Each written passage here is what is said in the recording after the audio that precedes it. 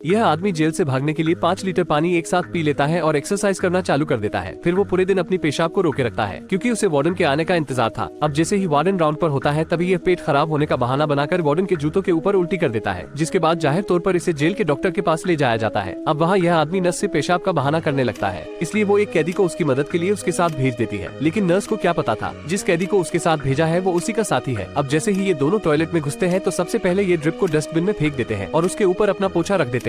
जिसके बाद James seat पर चढ़ जाता है और ऊपर का एक बॉक्स खोलकर उसमें से एक लोहे की रोड निकाल लेता है जो उसने पहले से ही वहाँ रखी होती है। अब जेम्स और उसका साथी हैंड वॉश मशीन को निकालकर बाहर आ जाते हैं। फिर जाने से पहले वो उसे उसकी जगह पर लगा देता है। अब दोनों उस रास्ते से जेल के वर्क रूम में आ जाते हैं। फिर वो वहाँ से एक लोहे का बॉक्स लेते हैं जो उन्होंने पहले से वहाँ बनाकर रखा होता है। अब वो उस बॉक्स ले जाकर फूड ट्रक के नीचे लगा देता है। पुलिस आने से जब गाड़ी को चेक करती है तो वो उन्हें नहीं पकड़ पाती। अब ये दोनों इस जेल से बाहर आ जाते हैं। जेम्स के बाहर आते ही जेल में हंगामा शुरू हो जाता है, इसलिए वहाँ के सारे गेट्स बंद कर दिए जाते हैं क्योंकि यह सब जेम्स की चाल थी। इसके बाद दोनों जेल से भागने में कामयाब हो जाते हैं। अब ये ट्रक एक गैस स्टेशन पर जाकर रुकता है। तभी ये दोनों उस लकड़ी के बॉक्स को हटाकर बाहर निकल जाते हैं, जहाँ पास ही में एक गाड़ी खड़ी होती है और यह उसमें जाकर बैठ जाते हैं, जिसे एक लड़की चला रही थी जो इन्हीं की साथी थी। इधर जेल में इनका एक और आदमी होता है जो खाली नहीं बैठा था। वो जेल में हंगामा करने के लिए अपने सामने वाले आदमी को उकसाने लगता है। तभी कैंटीन में हंगामा हो जाता है। अब सब कैदी इसका फायदा उठाकर वहाँ के गार्ड्स को मारने लगते हैं। तभी एक गार्ड्स ये देखकर इमरजेंसी अलार्म बजा देता है, जिसे सुनकर वहाँ का वार्डन जेल के सारे गेट्स बंद कर देता है। अब यहाँ के कैदी गार्ड्स को बंधक बना लेते हैं और उनके बदले वार्डन से कुछ डिमांड करने लगते हैं। जब वार्डन डिमांड नहीं मानता तब वो सारे सीसीटीवी कैमरे को आलू से कवर कर देते हैं। फिर वो फॉइल और प्लेट को लेकर सारी खिड़कियों को सील करने लगते हैं।